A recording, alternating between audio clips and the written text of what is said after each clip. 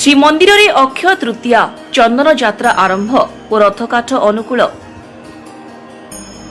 ପବିତ୍ର ଅକ୍ଷୟ ତୃତୀୟା ଅବସରରେ ବିଶେଷ ନୀତିମାନ ଶ୍ରୀମନ୍ଦିରରେ ପାଳିତ ହୋଇଅଛି। ଶ୍ରୀମନ୍ଦିର ଦ୍ୱାରପିଠା ନୀତି ରାତ୍ର 3 ଘଣ୍ଟା 50 ମିନିଟ୍ରେ ହୋଇଥିବା ବେଳେ ଭିତର ଶୋଧ 4 ଘଣ୍ଟା 30 ମିନିଟ୍ରେ, ମହାପ୍ରଭୁଙ୍କ ମଙ୍ଗଳ ଆଳତି 4 ଘଣ୍ଟା 40 ମିନିଟ୍ରେ, ବଢି ଅବକାଶ ନୀତି 5 ଘଣ୍ଟା 50 ମିନିଟ୍ରେ ଶେଷ ହୋଇ ପରବର୍ତ୍ତୀ ନୀତିମାନ ଅନୁଷ୍ଠିତ ହୋଇଥିଲା।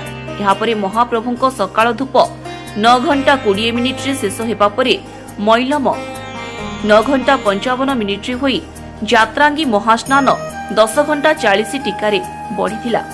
7 କିଲୋ ଚନ୍ଦନକୁ ପୂଜା ପଣ୍ଡା ସାମନ୍ତ, ପତି ମହାପାତ୍ରେ ଓ ମୁଦୁରିସ୍ତ ଏବଂ 3 ଜଣ ପାଳିଆ ପୁଷ୍ପାଳକ ଭୋଗ ମଣ୍ଡପ ଘରଠାରୁ ଚନ୍ଦନ ପେଢ଼ାକୁ ବାହାରି ଶ୍ରୀମନ୍ଦିର ଚତୁଃପାର୍ଶ୍ୱରେ 11 ଘଣ୍ଟା 25 ସୁଦ୍ଧା 3 ଘେରା ଚନ୍ଦନ ପେଢ଼ା ପରିକ୍ରମା ସମ୍ପନ୍ନ ପରେ ପାଣି ପଡ଼ି 12 ଘଣ୍ଟା 10 ମିନିଟ୍ରେ ଖୋଇକରା ଭୋଗ ସମାପନ ହୋଇଥିଲା।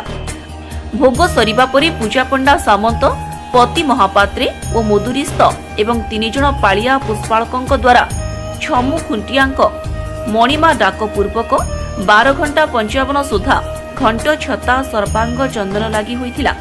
ପରେ 6 ମୂର୍ତ୍ତି ଅଳଙ୍କାର ଅଳକା, ଚୌସରା, ଗୁଣା, ଝୁମ୍ପା ସହ ଆଜ୍ଞାମାଳ ଲାଗି ହୋଇ 1:25 ସୁଦ୍ଧା ବେଶ ବଢି ପାଣି ପଡ଼ିଥିଲା। 2 ଘଣ୍ଟା 5 ମିନିଟ୍ରେ ଘଣ୍ଟ, ଛତା, ମଧ୍ୟାହ୍ନ ଧୂପ ସହ ଜାତ ଭୋଗ ଡାକି ଯାଇଥିଲେ।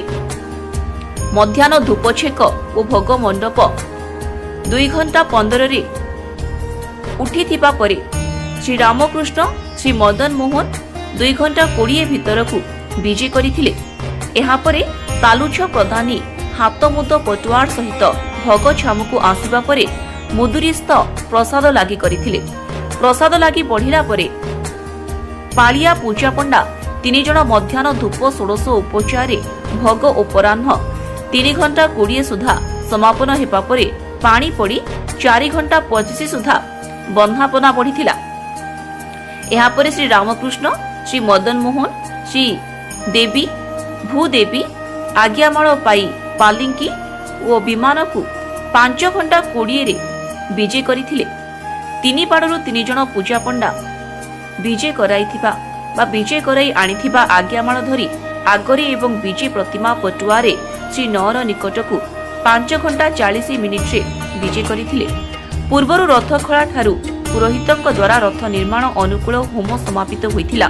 ପୂଜା ପଣ୍ଡା 3 ଜଣ ଆଜ୍ଞାମାଳ ଧରିଥିବା ବେଳେ 3 ବାଡ଼ର ବଢ଼ାଇ, ରୂପକାର, ଓଝା ଏବଂ ଭୋଇ ସେବକମାନଙ୍କ ଶାଢ଼ୀ ବନ୍ଧା ନୀତି ପାଟଯୋଶୀ ମହାପାତ୍ରଙ୍କ ଉପସ୍ଥିତିରେ ଦେଉଳକରଣ ସମାପନ କଲା ପରେ ରଥ ନିର୍ମାଣ ଶୁଭାନୁକୂଳ ନିମନ୍ତେ ପୂଜା ପାଇଁ ରଖାଯାଇଥିବା 3 ଗୋଟି ଧଉରା କାଠରେ ଆଜ୍ଞାମାଳ ଦିଆଯାଇ 3 ରଥର ମୁଖ୍ୟ ମହାରଣାଙ୍କ ଦ୍ୱାରା ଅନୁକୂଳ ନୀତି ବଢ଼ିଥିଲା।